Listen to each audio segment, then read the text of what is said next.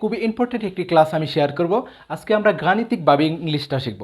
কিভাবে গাণিতিকভাবে ইংলিশটা শেখা যায় সেটা আজকে আমি তোমাদের সাথে শেয়ার করব। আশা করি আজকের ক্লাসটি তোমাদের খুবই ভালো লাগবে, কারণ আজকে আমরা ইংলিশের মধ্যে গাণিতিক বিষয়টা যোগ করব। আমরা সেই ক্ষেত্রে এই সিকোয়েন্সটা ফলো করব 1 2 3 অথবা 2 3 1। এই সিকোয়েন্সটা আমরা ফলো করব যখন আমরা এই ধরনের কোনো একটি সেন্টেন্স দেখি যে সাবজেক্টের জায়গায় রয়েছে কি আই অথবা ইউ অথবা কি হি, তখন আমাদের ঝামেলা হয় যে কাকে আগে বলবো বা কাকে পরে বলবো। মানে এই তিনজনেই কি সাবজেক্ট হিসেবে রয়েছে, সেই ক্ষেত্রে ফার্স্ট পারসন হবে আগে নাকি সেকেন্ড পারসন হবে নাকি থার্ড পারসনও হবে। এখানে হি এর জায়গায় যে কোনো একটি নাম হতে পারে। ওকে, এখন কিভাবে আমরা এদেরকে ইউজ করব?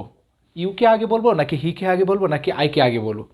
এই বিষয়টার ক্ষেত্রে আমাদের যে বিষয়টা মনে রাখতে হবে সেটা হলো 1 2 3 2 3 1। 1 হলো কি ফার্স্ট পারসন, 2 সেকেন্ড পারসন, 3 হলো থার্ড পারসন। এখানে 3 হলো থার্ড পারসন, 2 সেকেন্ড পারসন, 1 হলো কি ফার্স্ট পারসন। আগের মতোই যখন আমরা এরকম কোনো একটি বাংলা কথা বলি যে কোনো একটি কাজ যেটার মধ্যে কি রয়েছে, দোষ রয়েছে, ভুল রয়েছে বা কোনো একটা অপরাধ রয়েছে, কোনো একটা অপরাধমূলক যখন কথাবার্তা বলি যে এই দোষটা কি আমরা করেছি, আমি তুমি এবং সে মিলে কি এই কাজটা করেছি এবং এটার মধ্যে কি আমাদের ভুল হয়েছে বা অপরাধ হয়েছে, সেই ক্ষেত্রে আমরা এই সিকোয়েন্সটা ফলো করব সাবজেক্ট হিসেবে যখন এদেরকে আমরা ইউজ করব। কারণ আমি যেহেতু একজন ভালো মানুষ সেহেতু দোষটা কি আগে আমার কাঁধে নিব, সেই ক্ষেত্রে আমরা ফার্স্ট পারসনকে আগে ইউজ করব আমরা।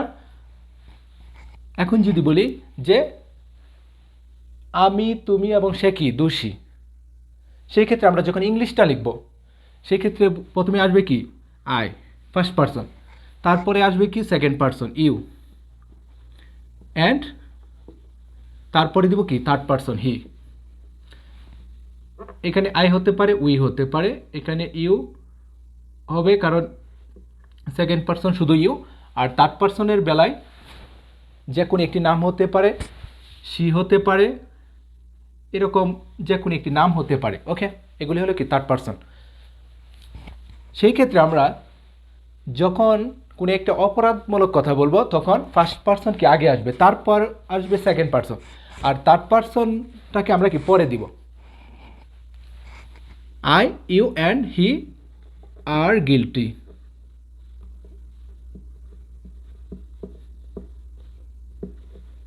আমি তুমি এবং সে কি দোষী, এটা একটি অপরাধমূলক বাক্য, সেক্ষেত্রে আইটা কি শুরুতে এসেছে, তারপরে আসছে কি সেকেন্ড পারসন ইউ, তারপরে third person.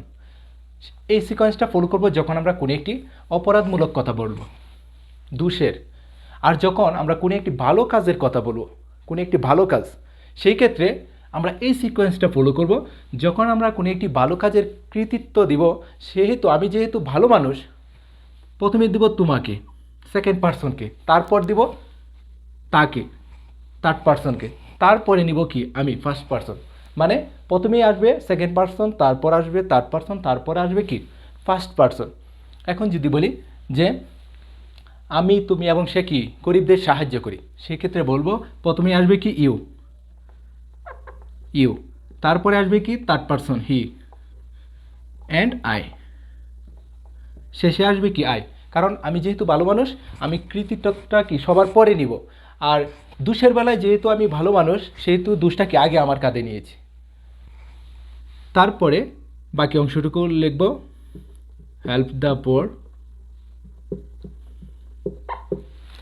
You he and I help the poor. তুমি সে এবং আমি কি গরিবদের সাহায্য করি। ওকে, আমি মনে করি আজকের পর থেকে যদি কোনো একটি সেন্টেন্স আমাদেরকে দেওয়া হয় আর সেই সেন্টেন্সের মধ্যে যদি এরকম first person second person third person থাকে, আমরা অবশ্যই সাজিয়ে লিখতে পারবো। সেই ক্ষেত্রে আমাদেরকে অবশ্যই বুঝতে হবে সেন্টেন্সের মিনিংটা কি, ভালো নাকি খারাপ। ভালোর ক্ষেত্রে ইউ আগে আসবে আর খারাপের ক্ষেত্রে আই আগে আসবে। আর যখন ভালো কথা বলবো তখন আইটা কি সবার শেষে যায়, আর খারাপের বেলায় হিটা সবার শেষে যায়। ওকে, আশা করি আজকের পর থেকে এই বিষয়টা আমাদের মোটামুটি একটি ক্লিয়ার হয়ে গেছে।